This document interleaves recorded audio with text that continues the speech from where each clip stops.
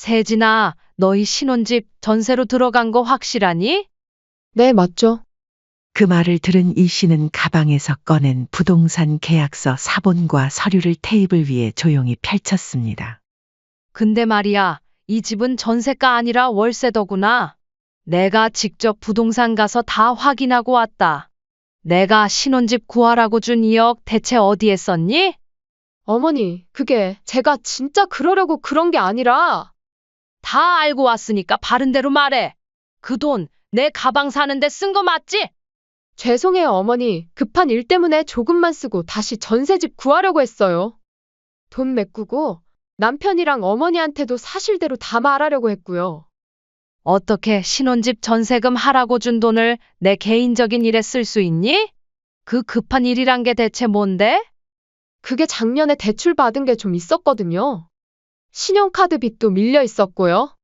명품 가방도 그 급한 일 중 하나니? 제가 제정신이 아니었어요. 제발 남편한텐 말하지 말아주세요. 그 돈은 말이야, 내 남편이랑 나랑 평생 허리띠 졸라매며 모은 돈이야. 너한테는 단순한 돈이었겠지만, 그건 우리 인생이었어. 잘못했어요, 어머니. 나도 이건 도저히 못 넘어가겠다. 지금까지 결혼한다고 지원해준 돈 전부 다 토해내고 당장 나가라. 어머니, 제발요, 한 번만 용서해주세요. 이건 다 네가 자초한 일이야.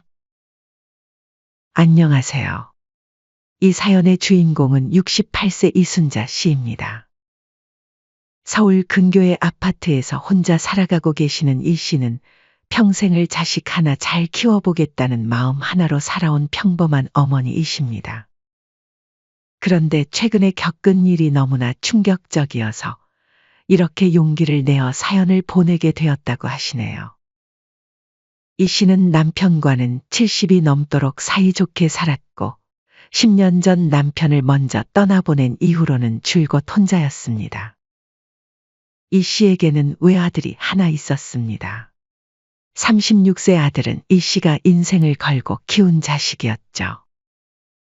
아들은 비교적 늦은 나이에 직장 생활을 시작했습니다. 대학 졸업 후 몇 년을 준비하다가 지방 공기업에 붙은 게 30이 넘어서였습니다. 이 씨는 늦은 취업이 아쉽긴 했지만 그래도 안정적인 직장에 들어간 아들이 대견했습니다. 이제야 우리 아들도 제자리를 찾았구나. 그런 아들이 1년 정도 사귄 여자친구와 결혼을 하겠다고 말했을 땐 이 씨는 마음 한구석이 놓이는 듯 했습니다. 처음 집에 데려온 자리에서 며느리는 단정한 옷차림에 공손한 말투를 보였습니다. 특별히 튀지도 않았고 어른들 앞에서 예의는 갖췄습니다. 어머니, 처음 뵙겠습니다. 민우 오빠가 항상 어머니 이야기를 많이 해서 꼭 한번 뵙고 싶었어요. 며느리의 첫인사는 정중했고 이 씨도 나쁘지 않다는 생각이 들었습니다. 며느리는 28살 무렵 한 번 온라인 쇼핑몰 사업을 하다 실패한 경험이 있었다고 합니다. 지금은 특별한 직장 없이 지내며 모아둔 돈은 거의 없었습니다. 하지만 이 씨는 그런 것쯤은 큰 문제가 아니라고 생각했습니다. 돈은 또 벌면 되는 거고 중요한 건 사람이지. 아들 역시 살림 미천이라 할 만한 자산이 없었지만 두 사람이 진지하게 결혼 이야기를 꺼내자 이 씨도 기꺼이 응원해 주었습니다. 그럼 둘이 마음이 맞으면 그게 제일이지. 돈이야 천천히 모으면 되는 거지. 자신도 신혼 초에는 가진 게 별로 없었지만 남편과 함께 차근차근 일궈나갔던 기억이 있었기에 이 씨는 진심으로 그렇게 생각했습니다. 결혼 준비는 빠르게 진행됐습니다. 모든 게 순조로운 듯 했지만 딱 하나 이 씨의 마음에 걸리는 게 있었습니다. 드레스며 예식장, 스튜디오며 신혼여행지까지 며느리는 하나같이 비싸고 좋은 것만 골랐습니다. 특히 신혼여행지는 꼭 유럽이어야 한다며 강하게 주장했고 아들은 마지못해 대출까지 받았습니다. 인생에 한 번뿐인 신혼여행인데 이왕이면 제대로 다녀와야 하지 않을까요? 나중에 후회하기 싫어요. 며느리의 말에 고개를 끄덕였지만 이 씨는 처음엔 당황했습니다.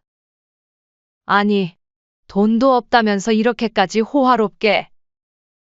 하지만 그 말이 목 끝까지 올라왔다가 결국 삼키고 말았습니다.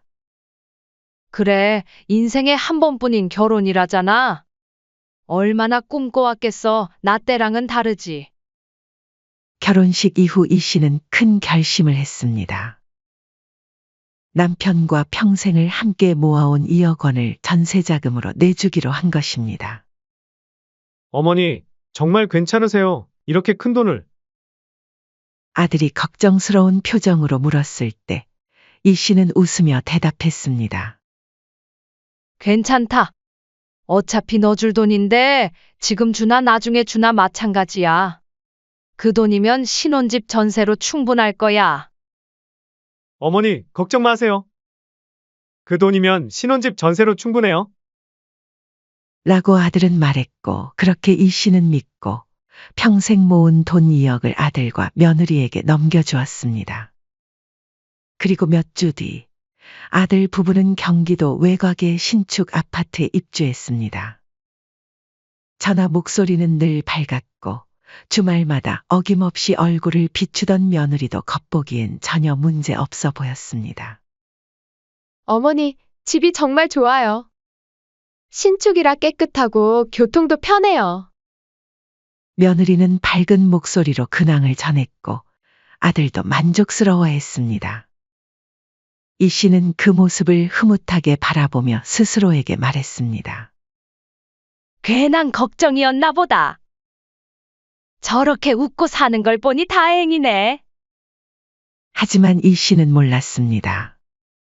그때 스쳐 지나간 불편함이 훗날 얼마나 큰 화가 되어 돌아올지 말입니다. 며느리의 공손한 말투 뒤에 숨겨진 진짜 속마음을 그리고 자신이 평생 모은 소중한 돈이 어떻게 사용되고 있는지를 말이죠.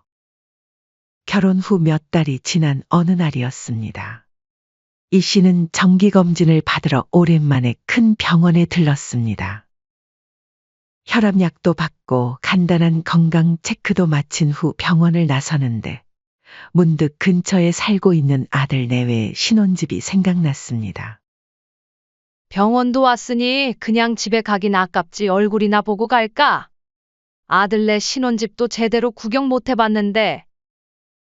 이 씨는 며느리에게 전화를 걸었습니다. 세진아, 오늘 병원 검진 때문에 근처 나왔는데 잠깐 들러도 괜찮을까? 신혼집 구경도 한번 해보고 싶은데. 며느리는 잠시 뜸을 들이더니 대답했습니다. 아, 네, 어머니, 집에 있어요. 오셔도 돼요. 목소리가 조금 어색했지만 이 씨는 크게 신경 쓰지 않았습니다. 이 씨는 신혼집에 처음 방문하는 길이었습니다. 아들 부부가 이사한 지 몇 달이 지났지만 바쁘다는 핑계로 미뤄왔던 방문이었죠. 조심스럽게 현관문을 열고 들어서자 전체적으로 깔끔했고 새 가구 냄새가 은은하게 풍겼습니다. 이 씨는 만족스러운 표정으로 거실을 둘러보았습니다. 며느리가 차를 내오며 말했습니다. 어머니, 갑자기 오신다고 해서 정리도 제대로 못했어요. 죄송해요. 뭘, 집이 이렇게 깔끔한데. 신혼집이라 그런가 참 예쁘네. 그렇게 이야기를 나누던 중 이 씨는 거실 한쪽을 구경하며 천천히 시선을 돌렸습니다. 그런데 소파 옆 구석의 작은 장 밑에 엉성하게 숨겨진 가죽 가방 하나가 눈에 들어왔습니다. 자세한 브랜드는 몰라도 비싸 보인다는 것만은 분명했습니다. 결혼 준비하면서 마이너스로 시작해서 돈도 빠듯할 텐던데 저런 걸? 이 씨는 조심스럽게 물었습니다. 세진아, 저 가방 새로 산 거니? 며느리는 살짝 놀란 눈으로 고개를 들었습니다. 그리고는 서둘러 대답했습니다. 아, 그건요. 엄마가 결혼 선물로 사주셨어요. 친정에서요. 아, 그래, 이쁘네. 안 사더니 마음이 참 좋으시구나. 이 씨는 고개를 끄덕였지만 이상한 느낌이 밀려왔습니다. 며느리의 설명은 그럴듯했지만 표정에서 뭔가 어색한 구석이 있었습니다. 이상할 게 없는데 왜 자꾸 찜찜하지? 선물 받은 건데 왜 굳이 저렇게 구석에 안 보이게 숨겨놨을까? 잠시 이야기를 나눈 후 이 씨는 집으로 돌아왔습니다. 하지만 마음 한구석의 불편함은 쉽게 가시지 않았습니다. 며칠 뒤 동네 친구 정욱 씨가 이 씨 집에 들렀습니다. 오랜만에 만난 두 친구는 근황을 주고받으며 이야기꽃을 피웠습니다. 이야기를 나누던 중 정욱 씨가 물었습니다. 순자야, 너희 며느리 백화점 자주 가니? 글쎄, 그런 말은 못 들었는데. 왜? 이 씨가 고개를 갸웃하자 정욱 씨가 덧붙였습니다. 내가 며칠 전에 우리 둘째 딸이랑 점심 먹으러 백화점에 갔거든. 거기서 너희 며느리를 봤어. 딸 말로는 그 매장에서 자주 보는 단골이라더라. 진짜 우리 며느리 맞아? 혹시 다른 사람 아니야? 얘, 나 아직 눈 침침할 그 정도 나이 아니야. 내가 내 며느리 얼굴 몇 번을 봤는데 그것도 모르겠니? 분명히 맞다니까. 그것도 명품 매장에서 뭔가 고르고 있더라고. 정욱 씨의 말에 이 씨는 당황했습니다. 며느리가 백화점 명품 매장을 자주 간다니 도저히 믿어지지 않았거든요. 정호가 혹시 잘못 본 거 아닐까? 우리 며느리가 그런데 자주 갈 형편은 안 되는데. 얼굴이 분명히 맞는데 혹시 모르니 너가 한번 확인해봐.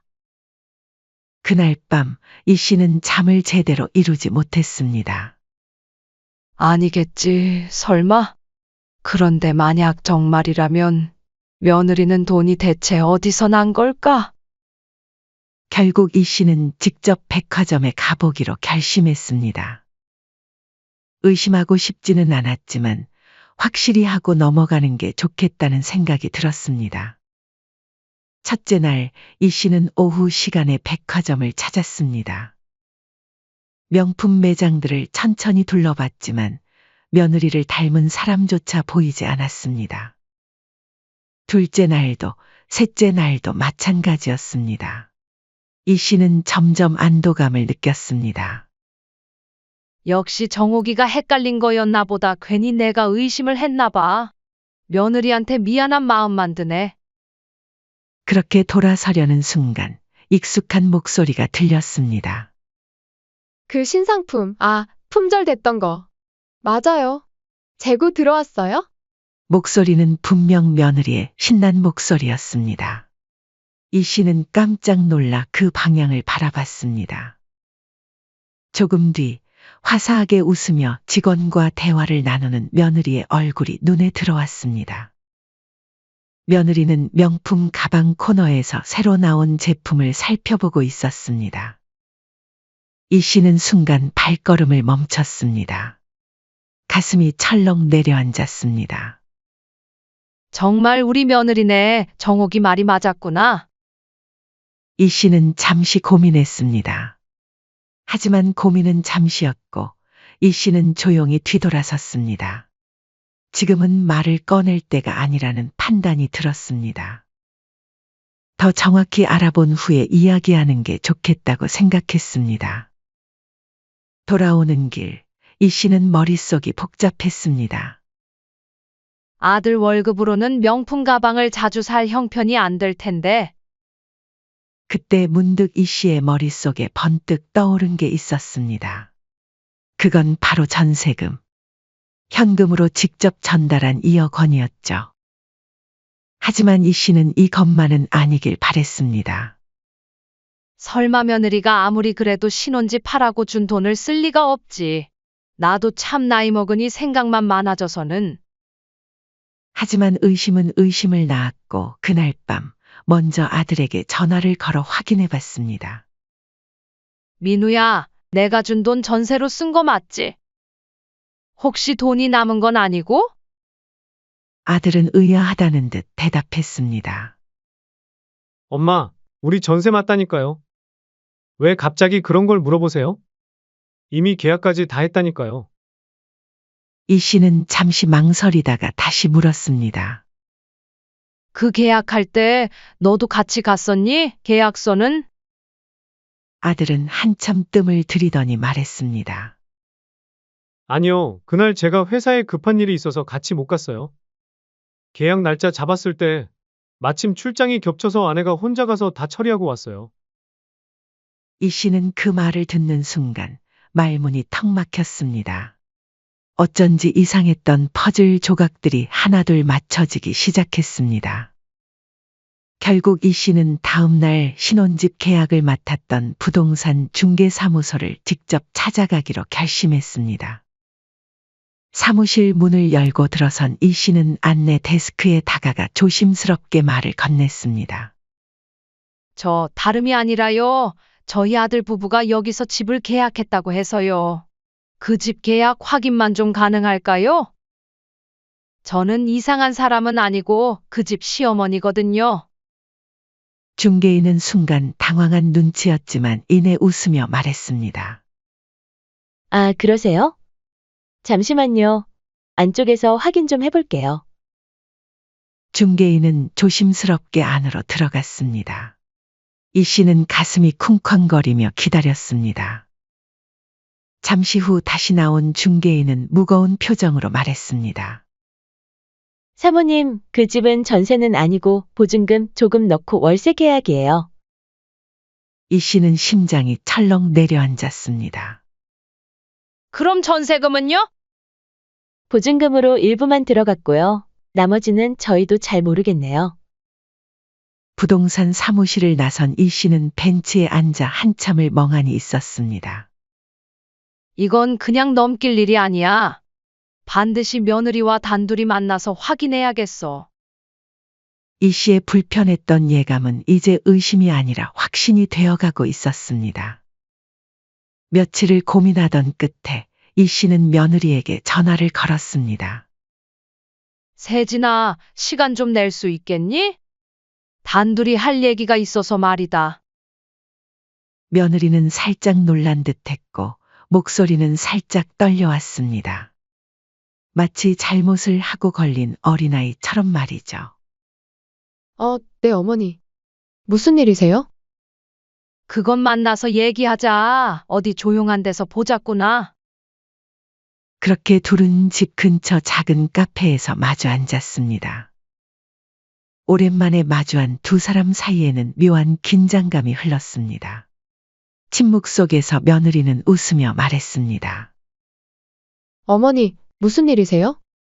혹시 제가 뭔가 잘못한 거라도 있나요? 이 씨는 뜨거운 커피를 천천히 밀어두고 조용히 입을 열었습니다. 세진아, 저번에 본 가방 말인데 그때 친정에서 사줬다고 했지. 아, 네, 그거요? 말씀드렸잖아요.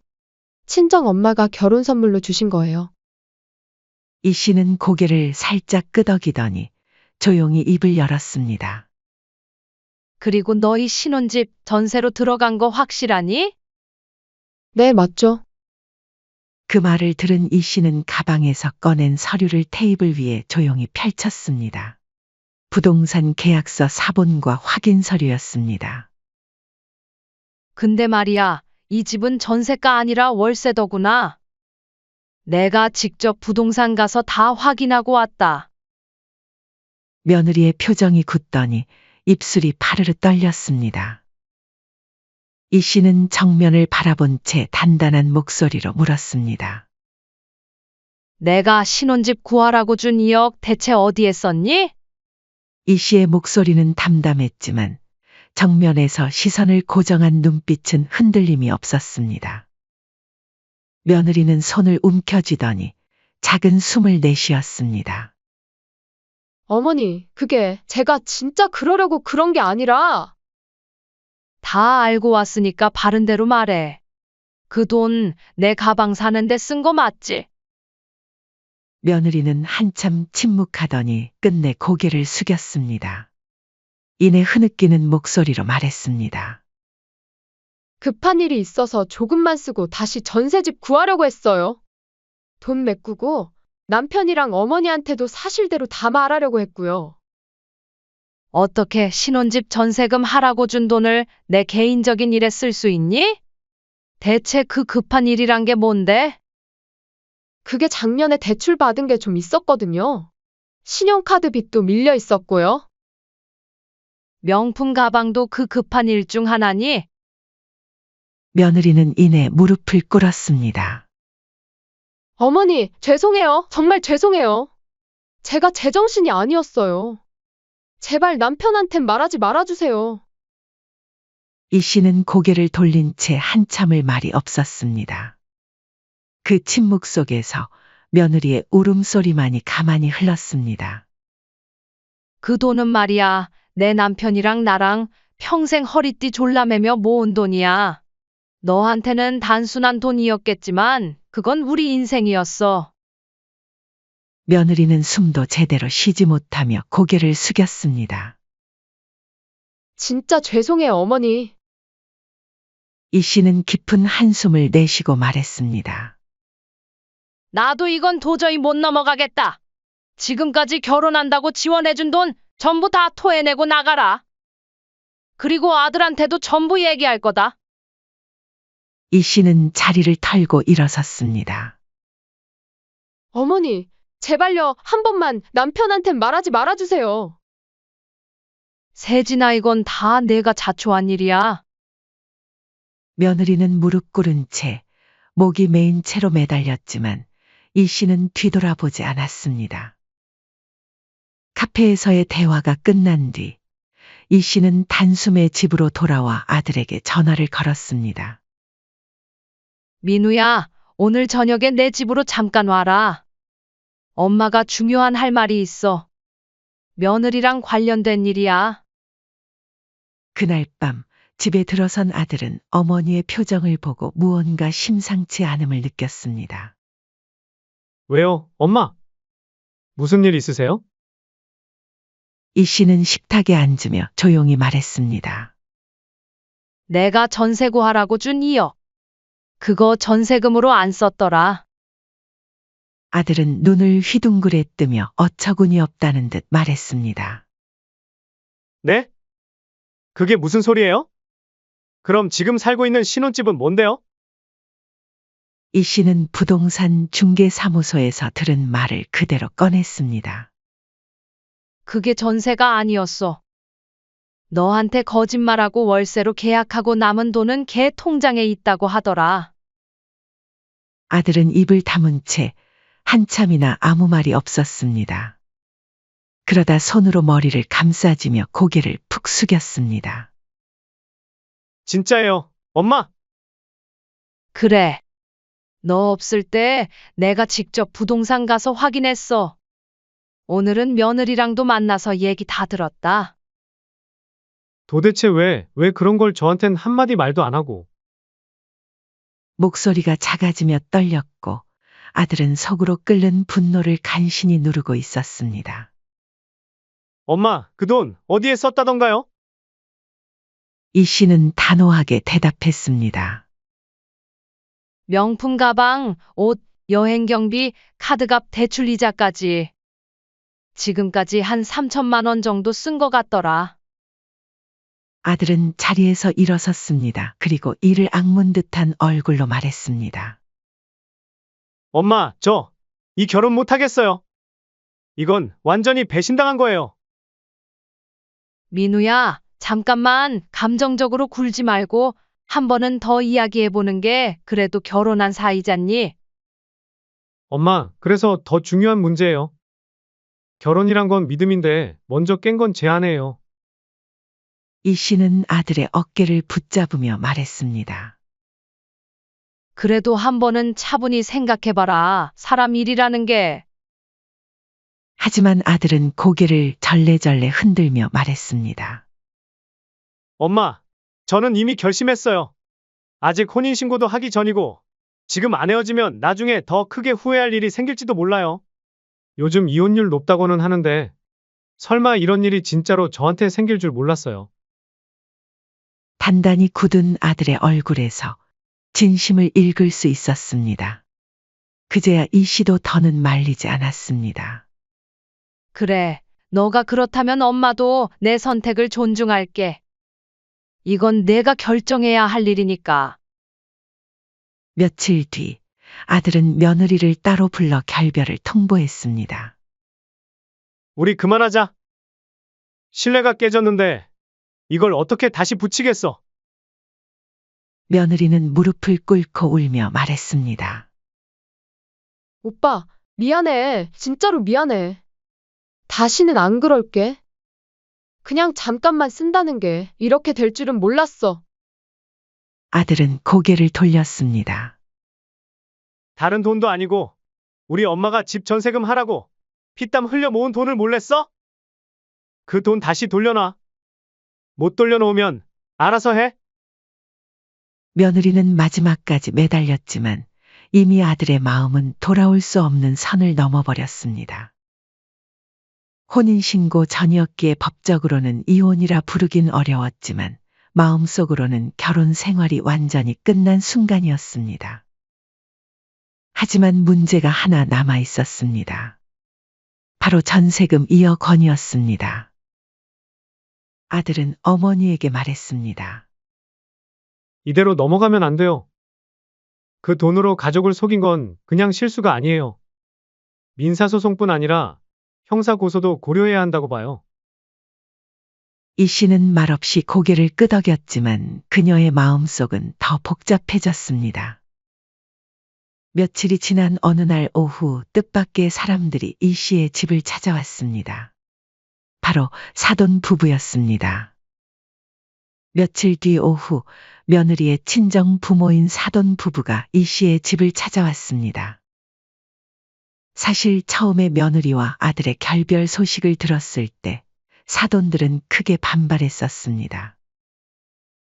우리 딸이 뭘 그렇게 잘못했냐?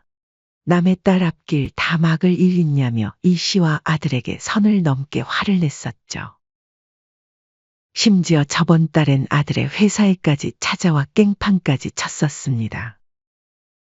하지만 며느리가 전세금을 몰래 빼돌렸다는 것과 소송까지 걸릴 상황이라는 것을 깨달은 사돈의 태도는 180도 달라졌습니다. 현관 앞에 서서 한참을 머뭇거리던 사돈 부부는 떨리는 손으로 초인종을 눌렀습니다. 문이 열리자 사돈 부부는 말없이 무릎을 꿇었습니다. 제발 소송만은 막아주십시오. 며느리의 어머니가 말했습니다. 우리 딸 소송까지 들어가면 앞길이 막힙니다. 저희가 처음에 화를 낸 것은 정말 잘못했습니다. 딸이 정말로 그런 일을 저질렀는 줄 몰랐어요. 며느리의 아버지도 고개를 깊숙이 숙였습니다. 이렇게 무릎을 꿇고 있는 모습이 이 씨의 마음을 복잡하게 만들었습니다. 이 씨가 조용히 말했습니다. 일어나세요. 정말 죄송합니다. 그 돈은 반드시 갚겠습니다. 저희가 집이라도 팔아서 꼭 갚을 테니 한 번만 선처 부탁드려요, 사돈. 그 앞에 무릎 꿇은 두 사람은 이 씨에게 이제 더 이상 가족도 아니고 사돈도 아닌 그냥 남이었죠. 그러나 같은 부모로서 자식 때문에 애타는 그 마음을 모를 수는 없었습니다. 잠시 뒤 이 씨가 아들에게 눈을 돌렸습니다. 아들은 말없이 안방에서 서류 한 장을 꺼내 들고 나왔습니다. 이건 공증 문서입니다. 아들은 돈 부부 앞에 그것을 조용히 내려놓았습니다. 남은 돈은 이번 달 안으로 일시불로 돌려주시고 현재까지 아내가 사용한 금액은 분할로 상환해 주세요. 이 조건 못 지키시면 예정대로 소송 들어가겠습니다. 아들의 목소리는 감정의 기복 없이 담담했지만 그 안에 담긴 의지는 확고했습니다. 사돈 부부는 고개를 끄덕이며 또 한 번 깊이 고개를 숙였습니다. 감사합니다. 정말 감사합니다. 반드시 약속 지키겠습니다. 그것은 이 씨가 베푼 마지막 자비이자 이제는 남이 된 사람들에게 줄 수 있는 최후의 선처였습니다. 그렇게 모든 절차는 정리되었습니다. 다행히 혼인신고 전이었기에 법적 절차도 간단했고 아들의 인생에는 이혼이라는 단어조차 남지 않았습니다. 이 씨가 아들에게 말했습니다. 혼인신고 늦게 하길 잘했네. 그거 하나만으로도 하늘이 우릴 도운 거야. 정말 그렇네요. 만약 혼인신고까지 했다면 생각만 해도 끔찍해요. 아들도 진심으로 동감했습니다. 그 후 몇 달 사이 며느리의 이름은 동네 입에 오르내리지 않게 되었습니다. 가끔 지인들을 통해 들려온 말에 따르면 카드 연체와 채무 문제로 법적 분쟁이 계속 이어졌고 결국 신용불량자 신세가 되었다는 소문이 돌았습니다. 남의 돈을 가볍게 여기고 함부로 쓰던 결과지. 어느 날 아들이 혼잣말하듯 말했습니다. 엄마, 우리가 계속 결혼 생활을 이어갔더라면 그 빚들 제가 다 떠안고 살아야 했을 거예요. 생각만 해도 아찔해요. 이 씨는 말없이 커피를 한 모금 마셨습니다. 그리고 낮게 중얼거렸습니다. 하나를 보면 열을 아는 거지. 그때 정에 휩쓸리지 않고 단호하게 결정하길 잘했어. 그러게요. 처음엔 과정이 너무 힘들었는데 지금 생각해보니 정말 잘한 일 같아요. 다행히 그 후로도 매달 정해진 금액이 빠짐없이 입금되었습니다. 시간이 흘러 약속한 대로 2억이라는 금액이 모두 이 씨에게 돌아왔습니다. 몇 달 뒤 어느 날, 이 씨와 아들은 백화점 식당가에서 점심을 함께 했습니다. 오랜만에 모자가 함께 나들이를 나온 것이었죠. 식사를 마치고 나오는 길, 쇼윈도에 반짝이는 고급 가방 하나가 눈에 들어왔습니다. 이 씨는 한참을 바라보다 피식 웃었습니다. 저거 봐라.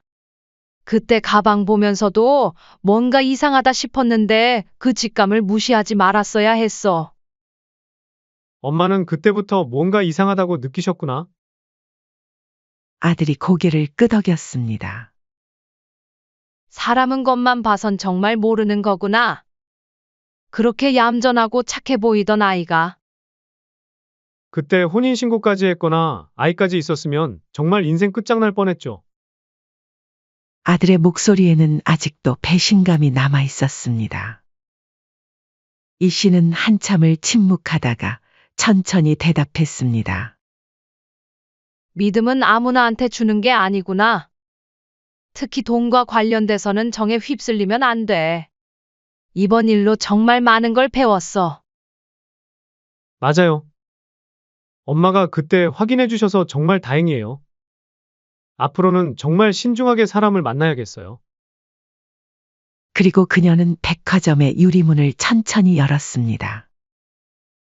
불어오는 에어컨 바람이 시원했는지 이 씨는 입꼬리를 살짝 올리며 가벼운 발걸음을 내디뎠습니다.